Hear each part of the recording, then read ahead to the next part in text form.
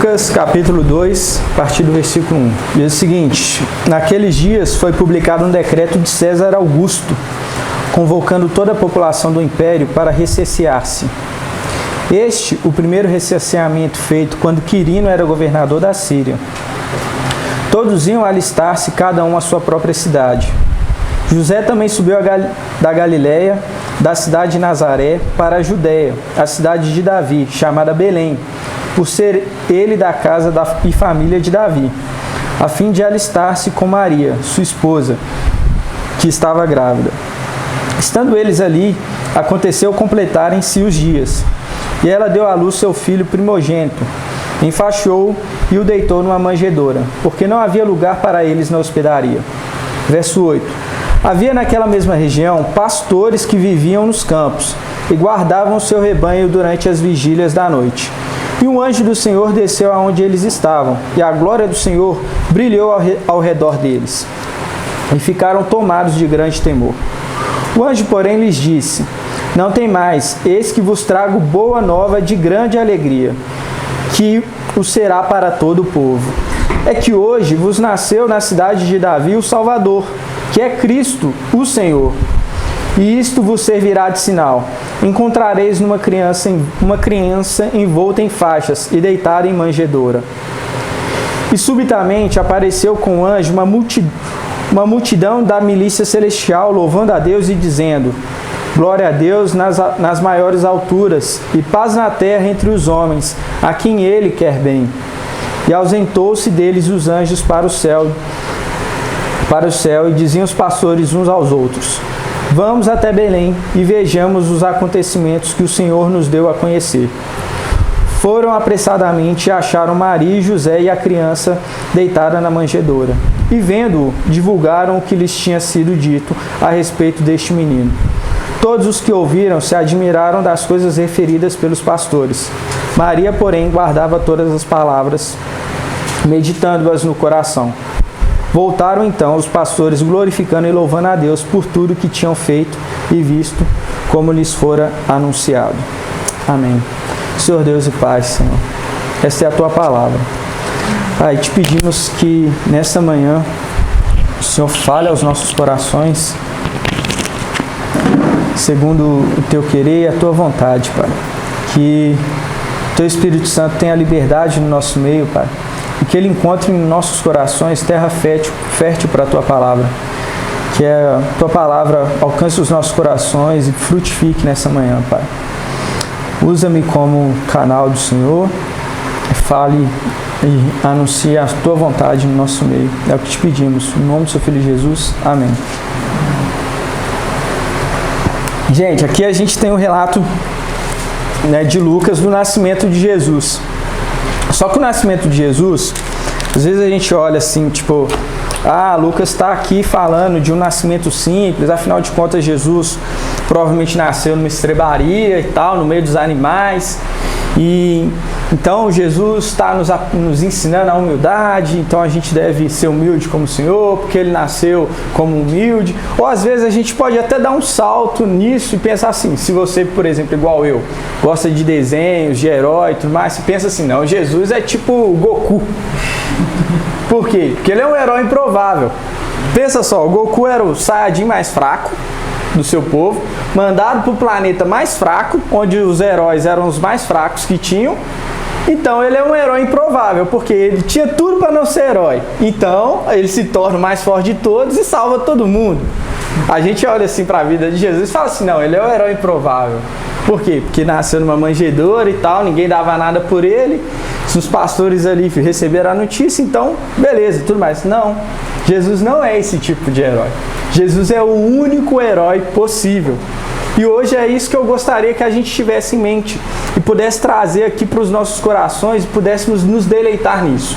Que é o quê? Que Jesus é o único herói possível. E para a gente poder fazer isso, a gente tem que lembrar o que a Bíblia nos conta a respeito desse herói, e não só desse herói, mas saber que tudo que a Bíblia fala desse herói está falando a nosso respeito também, porque a história dele está muito relacionada com a nossa história. Na verdade, a nossa história depende única e exclusivamente da história desse herói.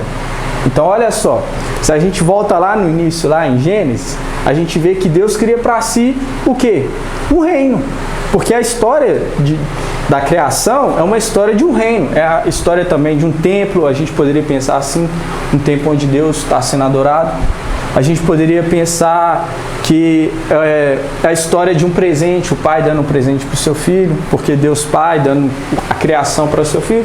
Mas a gente pode olhar aqui e pensar no Evangelho como o Evangelho do reino. Por quê? Porque quando Jesus vem, ele introduz aqui na nossa realidade a realidade do reino de Deus, que até então a gente tinha se afastado dela. Então a gente olha lá para Gênesis e vê que Deus cria tudo, céu, terra e mar, e coloca ali no meio da sua criação o quê? Governantes, governadores, que deveriam governar segundo a sua imagem e semelhança, homem e mulher. Né? A gente vê esse relato lá em Gênesis 1 e vê também em Gênesis 2, Deus trazendo os animais para que o homem dê nome e tudo mais, e ele criando a mulher para o homem. Só que esses governantes de Deus, eles traem a Deus, eles se rebelam contra Deus.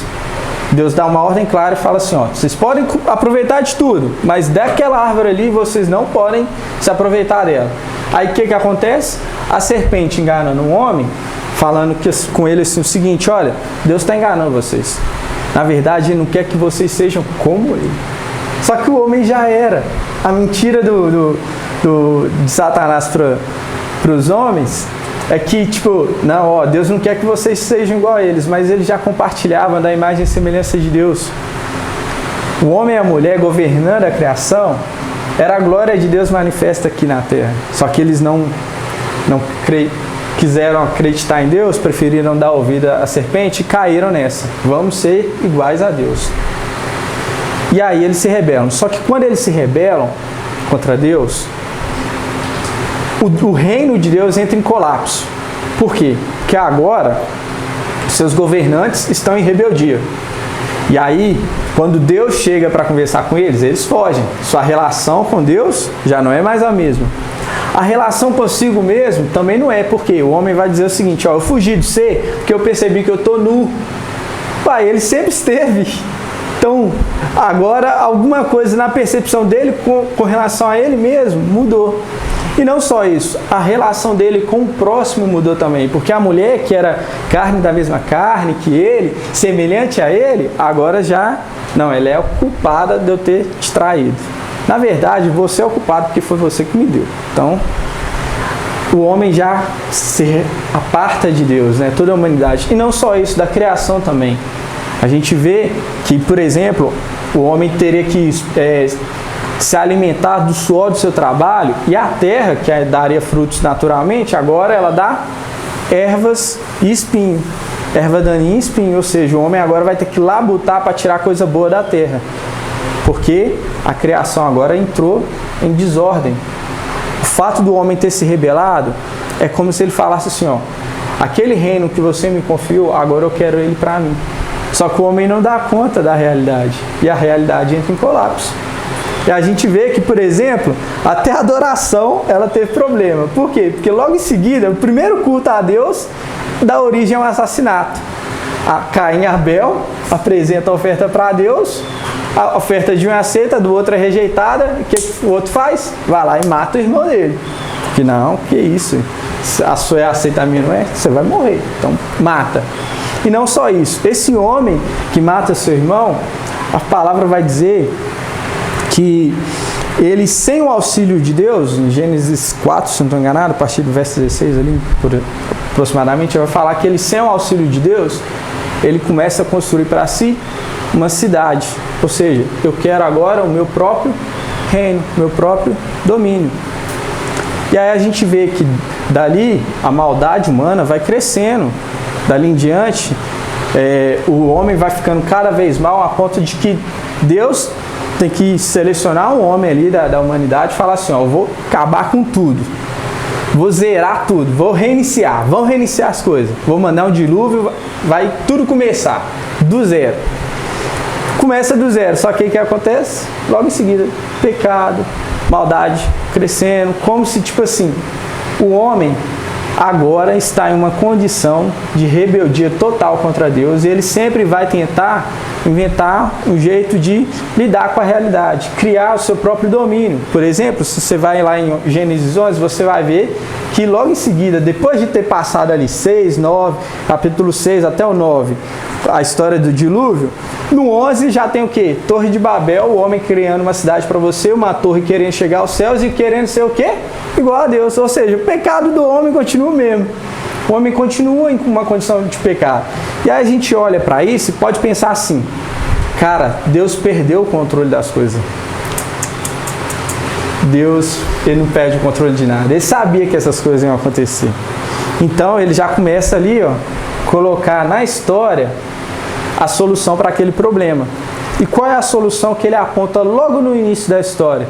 Em Gênesis 3 ainda, se eu não estou enganado, no versículo 15. Virá um descendente da mulher, e ele pisará a cabeça da serpente. E não só isso, ele coloca essa promessa aí na história, mas ele também começa a levantar homens.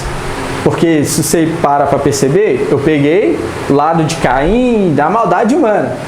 Mas a Bíblia também relata Sete, um outro filho de Adão e Eva, de onde gera Enos, que é o primeiro homem a invocar o nome de Deus, Yahweh, né? Que a gente conhece. Foi Enos o primeiro homem a invocar o nome de Deus.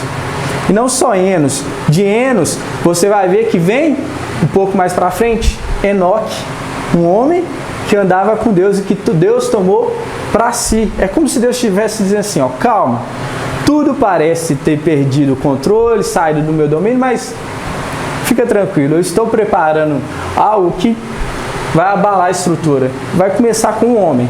E aí vocês vão vendo que tem homens que eu vou selecionando na história e que vão aparecendo de modo muito especial. Por exemplo, Noé.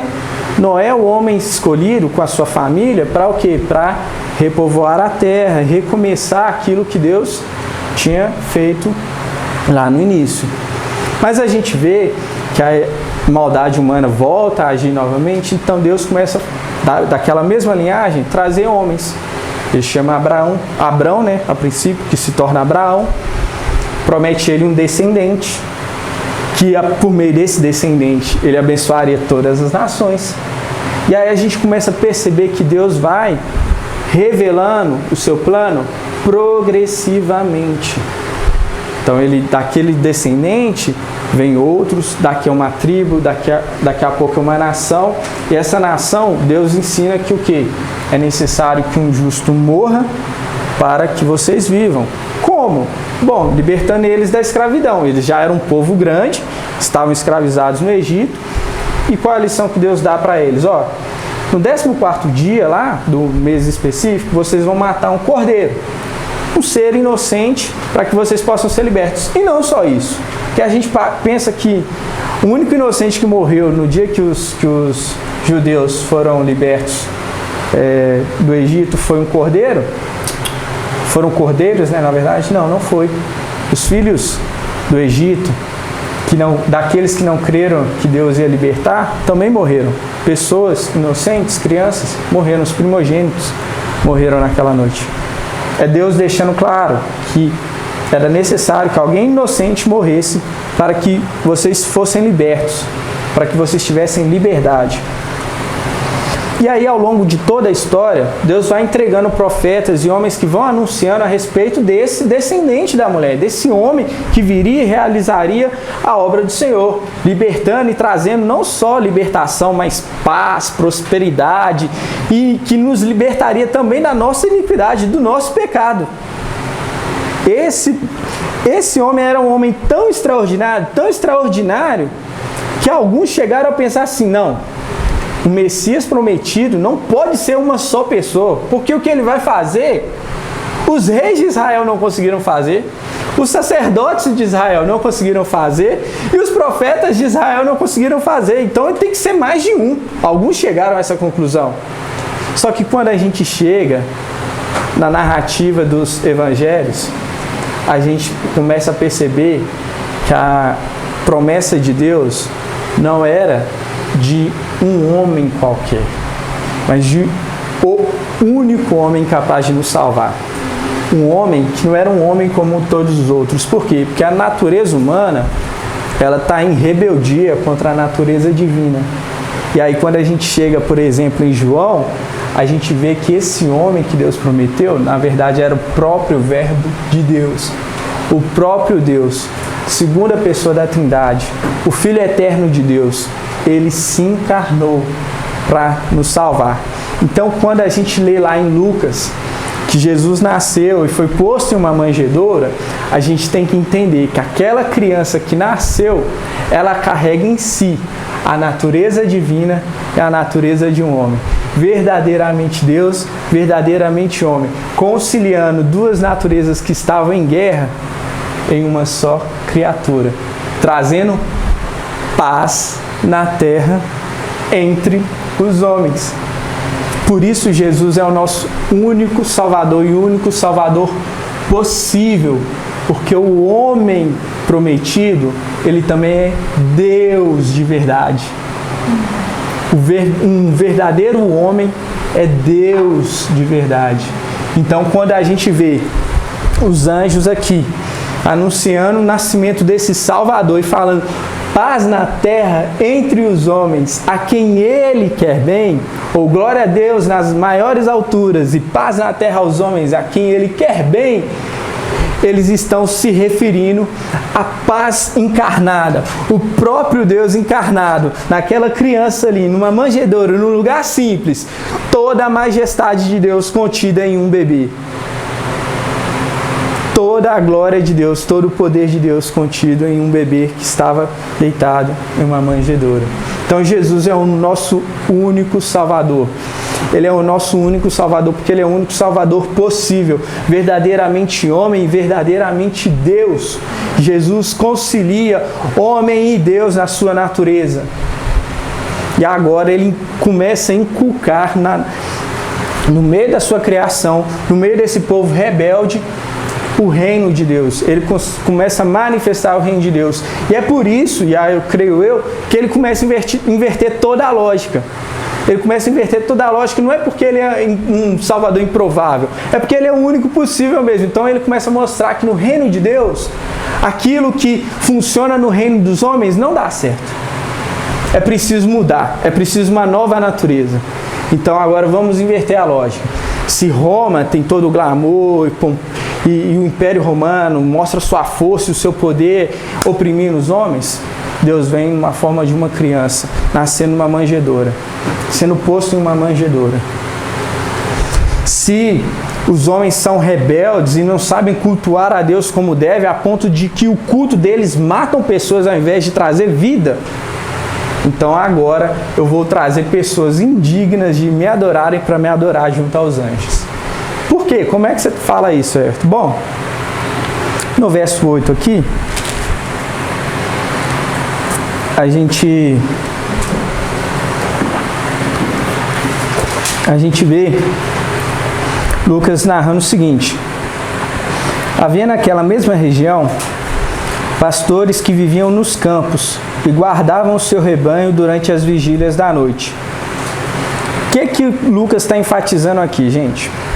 Eu sei que a gente olha para a figura do pastor e tem uma imagem muito positiva de pastor. Ah, pastor é aquele que dá a sua vida por ovelhas, é aquele que, como Davi, encara urso e leão e mata os tal e cuida da ovelha e trata dela, porque a ovelha não sabe cuidar de si própria e tal. A gente tem essa imagem muito positiva. Só que o que Lucas está enfatizando aqui, quando ele fala, haviam pastores aqui naquela região, é dizendo o seguinte: olha, tinha umas pessoas não dignas de confiança. Eram pessoas que não eram dignas de confiança. Pastores naquela época não eram dignos de confiança. Por quê? Porque como eles tinham que ficar em função das ovelhas 24 horas por dia, 7 dias por semana, eles, por exemplo, não podiam estar no templo quando tinha a celebração e as festas, porque eles precisavam estar no campo com as ovelhas. Então eles eram cerimonialmente impuros. E não só isso, como a ovelha ela não pode ficar parada, porque não sei se vocês sabem, Os Salmos 23, por exemplo, quando fala que Deus nos faz deitar em pastos verdejantes, ele está dizendo que Deus faz milagre. Por quê? Porque a ovelha, se fica parada, ela come o pasto enquanto tiver pasto. Então, ou seja, ela não deitaria em um pasto verdejante. Ela deitaria em um terreno sem pasto. Então, como a ovelha precisa estar sempre sendo deslocada para ela não acabar com o pasto, o que acontecia? Os pastores costumavam viajar por todo o país. Então, por exemplo, quando eles tinham que estar em Jerusalém, eles estavam em outra região do país cuidando das ovelhas. E não só isso, alguns deles se tornavam ladrões. E por isso, um testemunho de um pastor não era aceito nos tribunais. Se a única testemunha que você tinha de um crime era um pastor, você estava lascado. Porque o testemunho dele não era válido. E aí o que Deus faz? Confia o evangelho dele a pastores. Glória a Deus nas maiores alturas, paz na terra aos homens aquele que é bem. Porque hoje vos nasceu o Salvador. E isso é o motivo de alegria para todo o povo. Então quem a Deus confia isso? Gente que não é digno de confiança. E isso me faz lembrar de uma história que eu tenho compartilhado bastante com os meninos aí, eles vão lembrar disso. De dois personagens aí na nossa história. Um é Narciso, de onde vem aquela ideia de narcisismo. E de certo modo, todos nós somos narcisos, tá? Vocês vão entender o que eu estou querendo dizer. Todos nós somos narcisos. E Pedro, por exemplo, apóstolo, ele também era um narcisista. Só que diferente de Narciso, ele teve uma mudança na vida dele ali, que foi essencial, que é o que eu acredito que a gente deve guardar nessa manhã aqui. Narciso, a história dele é o seguinte. A mãe dele, quando soube da gravidez, ela queria garantir que o filho fosse alguém bem sucedido e que alcançasse sabedoria. Aí ela encontra um certo guru lá, e o cara diz o seguinte: se você deseja realmente isso para o seu filho, não permita que ele conheça a si mesmo. Tire da sua casa todos os espelhos, não deixe ele ver o seu próprio rosto, porque o dia que ele se conhecer, acabou, ele não vai mais alcançar sabedoria, sucesso e tal. Então, você precisa tirar todos os espelhos e orientar a vida dele. Então, Narciso cresce entendendo a primeira demanda que todos nós aqui temos, que é o quê? São as demandas externas a nós. Aquela demanda que o pai, a mãe, namorado, namorada, marido, esposa tem a nosso respeito. De quê? Não, você deve ser um advogado bem-sucedido. Não, você deve passar no concurso público. Não, você tem que... Pô, Thiago, que isso? Você esquece aí de ser pastor, velho. Você sabe vender, velho. Você tinha que ser um vendedor de sucesso lá, tá? Você tinha que estar no fast shop, né? Então, ele cresce com essa demanda. A demanda da mãe. A mãe dele começa a falar assim, não, tipo, vai lá. Só que viver em função da demanda dos outros é impossível, nos sufoca, gera morte em nós. E então, Narciso, um dia, ele se encontra com o rio e lá, ao se encontrar com o rio, ele vê o reflexo dele, então ele percebe: calma aí, eu preciso me livrar da tirania da minha mãe. Eu não quero mais viver em função do que os outros pensam ao meu respeito. Eu quero agora viver em função de mim mesmo. Narciso então começa a falar assim: não, agora eu é que sou o senhor da minha vida. Eu vou ser o que eu quero ser. Eu vou ser isso, eu vou ser aquilo. E ele começa a definir assim, ó, o que importa é a minha vontade, é o meu ser. Só que o problema de Narciso, e é o nosso problema também, é que viver em função da nossa demanda, em função do nosso ego, é viver debaixo de uma tirania tão pior ou maior do que viver em função da tirania do outro. Sabe por quê? Porque o outro, muito provavelmente, ele nos conhece como nós somos. Mas nós, quando queremos assumir o controle da nossa vida, nós negligenciamos quem nós somos.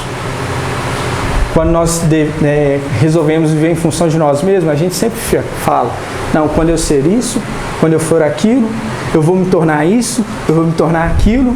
Não, eu sou isso, só que você negligencia quem você é ao afirmar isso. Porque se eu te perguntar quem você é hoje, você vai me falar um monte de coisa. Provavelmente tudo relacionado às suas circunstâncias. Não, eu sou psicólogo como a Carlinha, eu sou pastor como o Tiago, eu sou isso, eu sou aquilo outro. Você vai me falar um monte de coisa que você faz, que você pensa, que você deseja, que você almeja, mas quem é você mesmo, muito dificilmente você vai conseguir me responder. Porque para nos conhecermos, é preciso nos transcender. E aí, viver em função de mim, em função do outro, são dois erros que a gente comete. Mas a gente não tem como fugir da relação com o outro, nem com a relação de nós mesmos. E aí é que entra Pedro nessa história. Porque Narciso, quando ele se entrega a viver em função de si mesmo, e ele se vê lá no rio, ele se apaixona tanto com quem ele é, com a figura dele, que ele resolve se abraçar. E ao se abraçar, ele cai no rio e morre afogado. E é esse o caminho de quem quer viver por si próprio. Morrer. Assim como quem vive em função do outro vai morrer também. E são duas demandas que são inevitáveis na vida. Mas existe uma terceira demanda na nossa vida, que se a gente atender, ela muda todas as outras demandas, que é a demanda de viver em função de Deus. E Pedro ilustra isso muito bem para nós nessa manhã. Porque Pedro, quando Jesus fala assim, ó, estou indo porque é a minha hora de partir, ele ceou e hoje a gente vai cear, então muito interessante lembrarmos disso, que ele tinha acabado de cear com o Senhor, Judas já estava indo lá trair Deus, trair Jesus, e aí Jesus fala, ó, o traidor está vindo, está chegando a minha hora, é hora de eu morrer. Aí Pedro fala assim, Senhor, não, que isso, eu estou contigo. Como se Pedro falasse assim, ó, eu sou corajoso, Senhor, sou tão corajoso que eu vou com o Senhor onde for. Se preciso for, pego na espada. E pior, não pego só na espada, eu morro com o Senhor. Aí Jesus verdadeiramente homem, verdadeiramente Deus, fala assim, Pedro, você sabe quem você é, velho. Você não é tudo isso. Você está com uma visão equivocada. Não, Senhor, o Senhor não me conhece, eu sou corajoso, ó. Vão lá, eu estou contigo. Nós estamos juntos. E aí, o que acontece? A gente sabe o que acontece logo em seguida. Pedro nega Jesus 3 vezes. 3 vezes. E é engraçado que um dos relatos fala que na hora que ele traz Jesus, ele olha para os olhos do Senhor. E o galo canta. Mas Jesus não é como a mãe de Narciso ou como as pessoas que nos cercam e que têm visões e expectativas a nosso respeito.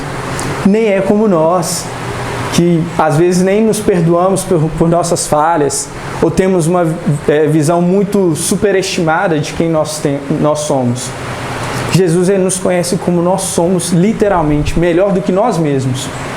E é engraçado que num outro momento, Jesus se encontra com Pedro e outros discípulos também. Mas parece que ele tem algo especial a tratar com Pedro e que, de certo modo, é também o que ele tem de especial para tratar conosco. Que é o quê? Ele, após ter tomado um café da manhã, Jesus já ressuscitado, né? Ele toma um café da manhã lá com os discípulos. E chama Pedro. Pedro, vamos caminhar ali. E aí, Jesus dá alguns passos com Pedro. Ele para, olha nos olhos de Pedro e fala assim, Pedro, aí é paráfrase minha, tá, gente? Entendendo ali o que está no grego. Pedro, você me ama do jeito que eu te amo? Aí Pedro olha para Jesus e fala assim, não, Senhor, eu te amo do jeito que eu te amo. Eu te amo do meu jeito. Aí Jesus vira para Pedro e fala assim, então vai lá e apacenta as minhas ovelhas. E aí Jesus continua a caminhar mais um pouco. Aí ele para novamente, olha nos olhos de Pedro e fala assim, Pedro, tu me amas do jeito que eu te amo? Aí Pedro olha para Jesus e fala assim, Senhor, eu te amo do meu jeito. Aí Jesus olha para ele de volta e fala: então vai lá, apacenta as minhas ovelhas. E aí eles voltam a caminhar mais um pouco. E aí Jesus para novamente, só que agora Jesus muda um pouco a pergunta. Ele fala assim: Pedro, você me ama do seu jeito? Aí Pedro entristece. Por quê? Porque imagino eu que Pedro, diferente de Narciso, que não percebeu o erro que estava cometendo, Pedro percebeu o que estava acontecendo ali. Jesus estava redimindo cada uma das vezes que Pedro negou ele. E não só isso, Pedro agora entendeu quem ele é. E a máscara caiu. Então ele se entristece. Por quê? Porque ele sabe que o amor que ele tem para dar para Jesus é falho. E Pedro agora já não confia mais em si, ele desconfia de si. Então ele se entristece e diz assim: o Senhor sabe, eu te amo do meu jeito. Um coração entristecido. E Jesus, o que Jesus confia a Pedro? Então vai lá, toma conta do meu tesouro, apacenta as minhas ovelhas. O que a gente aprende com essa história de Pedro? E eu gostaria de enfatizar aqui sobre o texto que nós utilizamos nessa manhã. É que Jesus vinha ao mundo, Jesus ser o nosso Salvador, é o recado de Deus dizendo assim: ó, vocês não são confiáveis, mas eu confio, eu conheço vocês e amo vocês independentemente do quanto vocês sejam bons ou não. Na verdade, vocês não são bons, vocês não são dignos de confiança, mas eu entrego a vocês aquilo que eu tenho de mais precioso. Toma aqui o meu filho, toma aqui o meu evangelho. Vão lá e proclamem o meu evangelho a todas as pessoas. Compartilhem a boa notícia de paz e esperança. Tenham paz no seu coração e compartilhem dessa mensagem com os próximos. Compartilhe dessa mensagem com o outro. Eu amo vocês do jeito que vocês são. Vocês são imperfeitos mesmo, estão em rebeldia contra mim, mas aqui eu entrego a vocês o meu filho e com ele o meu reino. O meu reino pode chegar aqui, nessa manhã, nessa hora, no seu coração. Basta você abrir o seu coração e aceitar o meu amor que eu entrego gratuitamente a vocês. Então, como Jesus que entrega as suas ovelhas a Pedro, ou os anjos que proclamam glória a Deus nas maiores alturas e paz na terra entre os homens aquele que é bem, nasceu hoje o Salvador, entrega isso a pastores que não eram dignos de confiança. Hoje o Senhor também compartilha disso conosco, para que possamos cear compreendendo a grandeza do ato divino. O povo que jazia em trevas, que vivia em trevas, que estava entregue ao seu pecado, estava morto, não tinha capacidade de se voltar para Deus.